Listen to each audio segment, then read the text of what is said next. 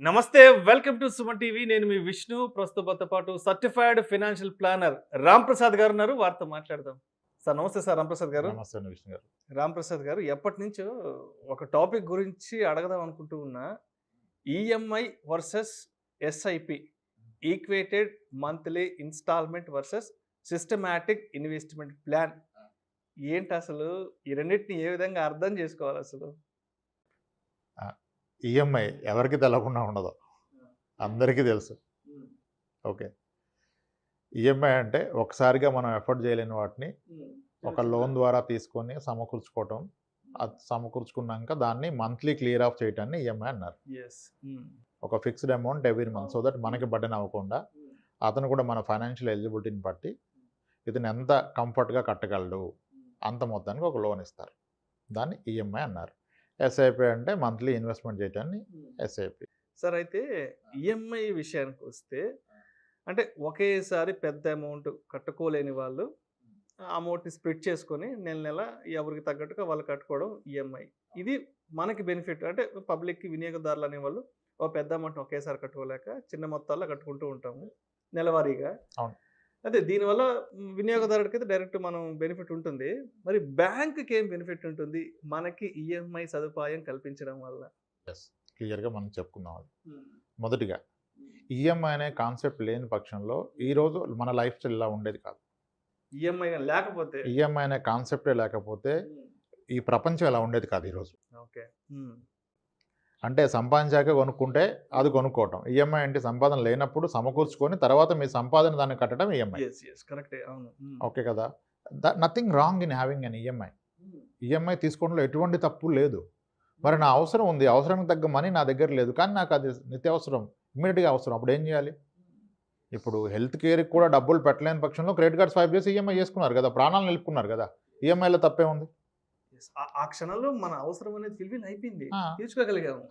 ఒక ప్రాణాన్ని నిలబెట్టింది కదా, అంతకంటే ఏం కాదు. ఉండడానికి ఇల్లు కావాలనుకున్నాం, ఈఎంఐలో తీసుకున్నాం, తప్పే ఉంది? ఎస్. ఇప్పుడు coming to me question, EMI వలన బ్యాంకర్కి లేదా ఇన్స్టిట్యూట్కి లాభం ఏంటండి? అసలు బ్యాంకర్ యొక్క వ్యాపారం ఏంటండి? అతని దగ్గరికి ఇప్పుడు ఒక వ్యక్తి యొక్క ఒక 60 ఏళ్ల వయసులో ఉన్న వ్యక్తి అతనికి వచ్చిన 40 లక్షలు లేదా 50 లక్షలు తీసుకొని నెమ్మదిగా నడుస్తూ బ్యాంక్ వెళ్తాడు. వెళ్ళి, సార్ నమస్తే, ఇవి నా దగ్గర ఉన్న డబ్బులు, ఇది నా చివరి సంపాదన, దీంతో నా జీవితకాలం నేను లాక్కోవాలి కాబట్టి నాకు ఒక మంచి పథకం చెప్పండి అని చెప్పి ఆయన ఫిక్స్డ్ డిపాజిట్లో పెడతారు. ఆయన ఫిక్స్డ్ డిపాజిట్ని 6%లో బ్యాంకర్ తీసుకున్నాడు. ఫిక్స్డ్ డిపాజిట్ అంటే దాని అర్థం ఏంటి? ఎటువంటి రిస్క్ లేకుండా గ్యారంటీగా నేను కమిట్ చేసిన 6% నెక్స్ట్ 10 ఇయర్స్ ఎవ్రీ మంత్ కానీ ఇయర్ కానీ ఆన్ డాట్ ఇస్తే అది ఫిక్స్డ్ డిపాజిట్, ఎటువంటి రిస్క్ లేని ప్రొడక్ట్. మరి ఇప్పుడు ఒక వ్యక్తి దగ్గర 6% ఖచ్చితంగా ఇస్తానని తీసుకున్న డబ్బులు నేను నా దగ్గర పెట్టుకుంటే ఆయనకి 6 ఎలా ఇస్తాను? ఆయనకి ఇవ్వాలంటే ఈ డబ్బులు నేను వ్యాపారంలో పెట్టి సంపాదించాలి కదా. అప్పుడు ఈ అమౌంట్ని ఇతను ఇంకోళ్ళకి ఈఎంఐ లాగా లోన్లో ఇస్తాడు. ప్రాబబ్లీ ఒక తండ్రి వెళ్ళి ఎఫ్డీ చేశాడు, కొడుకు వెళ్ళి కార్ లోన్ తీసుకున్నాడు. మరి కొడుక్కి ఇస్తే వెనక్కి ఇవ్వకపోవచ్చు కదా. సొంత తమ్ముడికైనా బ్రదర్ ఇస్తే ఏమో డౌట్స్ ఉంటాయి. అదే ఆయన బ్యాంకులో ఎఫ్డీ పెడితే ఈయన వెళ్ళి బ్యాంక్ దగ్గర హోమ్ లోనో, కార్ లోనో, పర్సనల్ లోనో తీసుకుంటే ఈయన బ్యాంక్ కడతాడు, బ్యాంకర్ ఆయనకి ఇంట్రెస్ట్ ఇస్తాడు. టిపికల్గా పర్సనల్ లోన్స్ మరీ 1 lakh above take home salary 75,000 above ఉంటే 10.4% ఇస్తారు, కానీ తక్కువ సాలరీస్ ఉంటే 12.5, 13%కి ఇస్తారు పర్సనల్ లోన్స్. అంటే కంపెనీ కేటగిరీని బట్టి open ended category, D category, C category కంపెనీలో ఉండి 35,000 సాలరీ ఉంటే personal loan rate of interest 12.5. ఈ మనీ బ్యాంకర్కి ఎక్కడిది? This an FD money. వాడు 6%కి తీసుకొని మంచిగా 12%కి ఇచ్చాడు, 12.5కి ఇచ్చాడు. మనీ ఎవరిది? డిపాజిటర్ది. ఆయన కోసం 6, బ్యాంకర్ ఎవరు? మధ్యలో ఇతను వ్యాపారం చేస్తున్నాడు, ఇతని కోసం 6.5%. సో 6%కి తీసుకుంటాడు, 12%కి ఇస్తాడు. ముగ్గురు అవసరాలు తీరిపోయాయి. అతని అవసరం గ్యారంటీ ఇన్కమ్, ఆయన అవసరం తీరిపోయింది. ఈ బ్యాంకర్ అవసరం వచ్చి ఇంట్రెస్ట్, నెట్ ఇంట్రెస్ట్ మార్జిన్, నేను ఎంతకు తీసుకున్నాను ఎంతకి ఇచ్చాను, హైయెస్ట్ మార్జిన్ కావాలి ఆయనకి. ఈయన అవసరం తీరిపోయింది. ఇతను ఈఎంఐలో తీసుకున్న అతనికి ఆయన అవసరాలు వేరు కదా, ఆయనకి ఇల్లు కావాలి, కారు కావాలి, అది ఆయన అవసరం తీరిపోయింది. ఓకే, ఇలా ముగ్గురు అవసరాలు తీరిపోతాయి. కానీ దీంట్లో మేజర్ బెనిఫిట్ అయ్యేది ఎవరు? ముగ్గురు కావచ్చు ప్రాబబ్లీ, కానీ గ్యారంటీగా బెనిఫిట్ అయితే బ్యాంకరే. దాంట్లో మాత్రం అస్సలు అందుకనే ఇప్పుడు మీరు ఫైనాన్షియల్ ఇన్స్టిట్యూట్స్ని రివ్యూ చేస్తున్నప్పుడు, అనాలిసిస్ చేస్తున్నప్పుడు ద ప్రైమ్ పారామీటర్ ఏంటంటే నెట్ ఇంట్రెస్ట్ మార్జిన్ ఎంత. ప్రాబబ్లీ బజాజ్ ఫిన్సర్వ్ ఎందుకు బాగా స్టాక్ పెరుగుతుందంటే ఈ operates at a very high net interest margin and lowest NPAs. And when it comes to loan book size, వాళ్ళ ఓవరాల్ లోన్ బుక్ సైజులో retail book size ఎక్కువ ఉంటుంది. Actual retailers తక్కువ చేస్తారు ఎన్పిఎస్, కార్పొరేట్ చేసేంత డిఫాల్ట్ రిటైలర్స్ చేయరు. దీన్ని తీసుకున్న 50,000 రూపాయల లోన్కి చాలా డిసిప్లిన్గా ముందు తిన్నా తినకపోయినా ఈఎంఐ కడతారు. ఎందుకంటే ఇది అయిపోతే మళ్ళీ ఇంకో లోన్ తీసుకోవాలి కదా. ఈఎంఐ అంత బాగా అయిపోయింది. లేదంటే సిబిల్ స్కోర్లో తేడా వచ్చేస్తుంది. సిబిల్ స్కోర్లో తేడా అండ్ ప్రతి అవసరాన్ని ఆయన అచీవ్ చేయగలుగుతున్నాడుగా. ఇప్పుడు ఇంట్లో ఎన్ని కన్జ్యూమర్ గూడ్స్ ఎన్ని కొంటున్నారు? ఫస్ట్ వాషింగ్ మిషన్ కొన్నారు, అయిపోయింది. ఇది అయిపోతే నెక్స్ట్ ఏసీ రెడీ ఉంటారుగా. ఏసీ రెడీ అయిపోతే ఫర్నిచర్ సపోర్ట్ కూడా ఇచ్చేస్తున్నాడు. Furniture ready, bike ready, car ready. So life is on EMI. Okay, EMI అయిపోయింది. అయితే ఎస్, దీనికి ఎస్ఐపికి ఏంటంటే ఈఎంఐ అనేది ఏంటి, మీకు ఒక గుదిబండ, ఒక భారాన్ని ఎత్తుకున్నట్టు. ఎత్తుకున్నాం, స్పిక్ చేసి తీసుకున్నాం, దాన్ని మొయ్యాలి అంతకాలం పాటు. ఎస్ఐపి అలా కాదు. ఎస్ఐపి మీరు మీ ఫ్యూచర్ని కొనుక్కోవటం, మీ ఫ్యూచర్ టైంని మీరు కొనుక్కుంటున్నారు. ఆ రోజు కంఫర్ట్ని ఇప్పుడు కొనుక్కుంటున్నారు ఎస్ఐపి ద్వారా. అయితే ఈఎంఐలు కరెక్ట్గా ఏం మిగట్లేదు కదా సార్, ఎస్ఐపి ఎలా చేస్తూ ఉంటారు. ఎస్ఐపి మంచిదని అర్థమైంది, ఈఎంఐలో కడితే దీనికి ఎక్కడ ఉంది సార్, నా జీతం ఎంత అని ఎస్ఐపి చేయడానికి అని అందరికీ లాజిక్ ఉంది. ఓకే, ఇప్పుడు ఎస్ఐపి కట్టాలి, కడితే మీ భవిష్యత్తు బాగుంటుంది. ఈఎంఐ ఉండాలి, ఈఎంఐ లేకపోతే అసలు ఈరోజు ప్రజెంటే బాగుండదు కదా. 30,000 సాలరీ ఉన్న అతను ఒకసారి ఇంట్లోకి అన్ని వస్తువులు కొనలేడు కదా క్యాష్ పెట్టి. ఈఎంఐలు అయితే కొనుక్కుంటారు.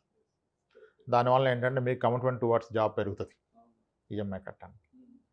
ఎస్ఐపి అయితే ఒక లాజిక్, ఒక చిన్న రూల్ ఫాలో అయితే లైఫ్ చాలా సింపుల్ అయిపోతుంది. ఎప్పుడు కూడాను అట్లీస్ట్ ఎంత ఈఎంఐ కడుతున్నారో అంత ఎస్ఐపి కట్టండి. Your life is well taken care. ఎంత ఈఎంఐ కడుతున్నాం దాని ఈక్వలెంట్ ఎస్ఐపి పెట్టే ప్రయత్నం చేయండి. ఎస్, ఇప్పుడు 80,000 శాలరీ, 20,000 ఈఎంఐ కడుతున్నాడు.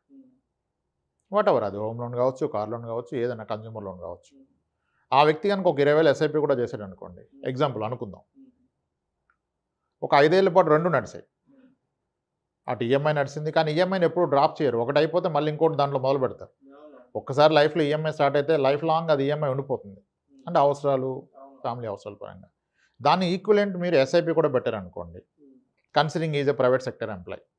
5 ఏళ్ల పాటు ఈఎంఐ నడిచింది, ఎస్ఐపి నడిచింది. ఈఎంఐలో 2-3 వస్తువులు అనుకున్నాడు, కానీ 20,000 ఎప్పుడు పెట్టుకున్నాడు, 20,000 ఎస్ఐపి పెట్టుకున్నాడు. 20,000 ఎస్ఐపి అంటే సంవత్సరానికి ఏదైనా కట్టేది 2,40,000. 5 ఏళ్ల పాటు పెడితే 5 × 2,40,000, ఇంచుమించుగా ఒక 12 లక్షలు అనుకోండి. 12 లక్షలు నేను ఎస్ఐపిలో పెట్టాడు. అంతా బాగుండి మార్కెట్ అనుకూలంగా ఉండి బాగా నడిచింది అనుకోండి, 15% మాట్లాడుతున్నారుగా సిఏజిఆర్. ఆ 15 వస్తే మీరు పెట్టిన 12 లక్షలు కాస్త ఇంచుమించుగా 18 లక్షలు అవుతుంది ఆ రోజుకి. సరే 12 వచ్చింది అనుకోండి, 16 లక్షలు అవుతుంది. లేదు మార్కెట్ క్రాష్ అయిపోయింది అనుకోండి, మీరు పెట్టిందే ఉంటుంది. లేదా పెట్టిందానికి 1 లక్ష తక్కువ ఉందనుకోండి, ఏం చేస్తాం మరి, సప్లై ఇష్యూ లాంటి ఇష్యూలు వస్తాయి. ఉంది, ఆ రోజు మీ జాబ్ కోల్పోయారు, ఈ వ్యక్తి జాబ్ కోల్పోయాడు. మరి ఈఎంఐ కట్టకపోతే సిబిల్ పోతుంది. మీ కారు ఉంటే కారు లాక్కెళ్ళిపోతాడు బ్యాంకర్, ఇల్లు ఉంటే నోటీస్ ఇచ్చేస్తాడు. 2 months కట్టకపోతే 3rd month నోటీస్ వచ్చేస్తుంది. మరి ఆ టైంలో మీ మ్యూచువల్ ఫండ్లో కనుక ఒక 10 లక్షలు ఉంటే దీన్ని ఆపేసి, ఎస్ఐపిని ఆపేసి, ఇక్కడున్న 10 లక్షల నుంచి నెలవారీ ఒక 60,000 తీసుకోగలరు కదా మీరు. ఒక 4 ఏళ్ళు 5 ఏళ్ల పాటు మీరు, లేదు ఒక 2 ఏళ్ల పాటు ధైర్యంగా సాగించగలరు కదా మీ జీవితాన్ని. సో కాబట్టి ఈఎంఐ పెట్టుకోండి, వీఆర్ నాట్ అగెన్స్ట్ ఈఎంఐ. అవకాశం ఉంటే ఈఎంఐకి ఈక్వలెంట్ ఎస్ఐపి పెడితే, దో మీరు ప్రైవేట్ సెక్టార్ ఉన్నా ఏ రోజు మీరు ధైర్యంగా ప్రశాంతంగా పడుకోవచ్చు. మీ అకౌంట్లో ఉన్నట్టే కదా, కాస్త ఎక్కువ తక్కువ గ్యారంటీ రిటర్న్ ఎక్కడ చెప్పట్లా, బట్ అందుబాటులో ఉండాలి కదా. ఎస్, అలా ప్లాన్ చేసుకోవాలి. ఈక్వల్ టు మీ ఈఎంఐ, ఆ ఎస్ఐపి చేస్తే your a very well planner, financial plan చేసుకున్నట్టే మీరు. Yes sir. Thank you sir, thank you so much Ramprasad గారు. ఈఎంఐకి అదేవిధంగా ఎస్ఐపికి ఉన్న డిఫరెన్స్ గురించి మన ప్రేక్షకులకు చాలా డీటెయిల్డ్గా ఎక్స్ప్లెయిన్ చేశారు sir. Thank you so much sir. Thanks అండి సార్. ఇలాంటి మరిన్ని ఇంట్రెస్టింగ్ వీడియోస్, వాల్యుబుల్ ఇన్ఫర్మేషన్ కోసం వెంటనే మా ఛానల్ను సబ్స్క్రైబ్ చేయండి, లైక్ చేయండి, షేర్ చేయండి. అదేవిధంగా మీ అభిప్రాయాలను వీడియోస్ కింద కామెంట్స్ రూపంలో మాకు తెలియచేయండి. This is Vishnu signing off.